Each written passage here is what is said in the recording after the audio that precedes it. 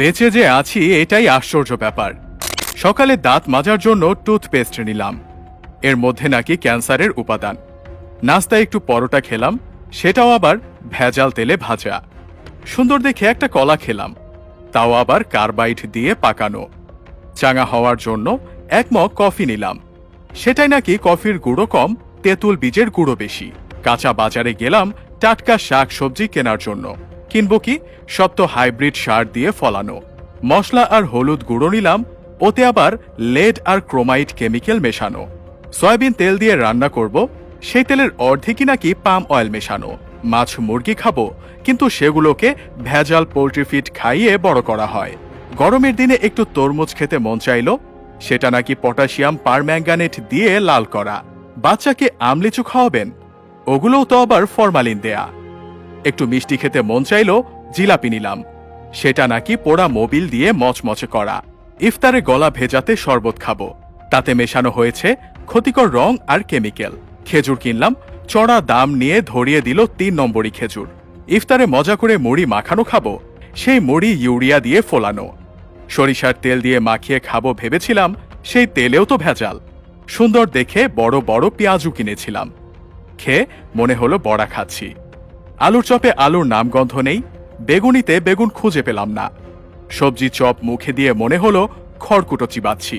প্রোটিনের জন্য গরম দুধ খাওয়া দরকার, কিন্তু গাভীর পিটুইটারি গ্রন্থিতে ইনজেকশন দিয়ে নাকি অতিরিক্ত দুধ দোয়ানো হয়, তারপর আবার মেশানো হয় 1 বালতি পানি।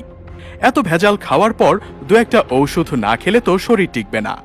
কিন্তু ঔষধ যে খাবো, বেশিরভাগ ঔষধ খেলেই হয় সাইড ইফেক্ট, বাকিগুলো আবার শরীরে কাজই করে না।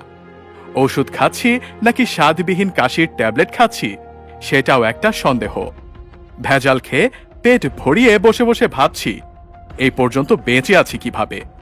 চিনি আর লবণ দেখতে কিন্তু ঝরঝরে সুন্দর, অথচ সুন্দর দেখাতে গিয়ে এই দুটো আর খাদ্য নেই, হয়ে গেছে ক্ষতিকর রাসায়নিক পদার্থ। 3 বেলা নিয়ম করে খাচ্ছি কেবল বিষ। হাতের জীবাণু দূর করার জন্য হ্যান্ড স্যানিটাইজার মাখবো, সেটাও নাকি নকল।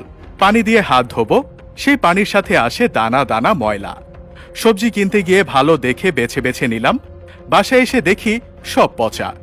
চিন্তায় পড়ে গেলাম, এ কেমন জাদু? ব্যবসায়ীরা কি মানুষ নাকি এলিয়েন? এখন মানুষের ইমানেও দেখি ভেজাল। আগাগোড়া মানুষের মধ্যেই ভেজাল, দুর্নীতির মধ্যে দুর্নীতি, তার মধ্যে আবার দুর্নীতি।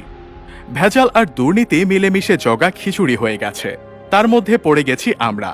নিজের মনেই প্রশ্ন করলাম, আমরা কি আদৌ বেঁচে আছি নাকি ভূত হয়ে ঘুরে বেড়াচ্ছি? বেশি ভাবতে হলো না, কারণ উত্তরটা পেলাম সাথে সাথেই। যে পরিমাণ ফরমালিন খাই, তাতে শুধু ফলমূল নয়, সাথে আমরা মানুষেরাও সংরক্ষিত হয়ে গেছি, নইলে তো কবেই পচে যেতাম।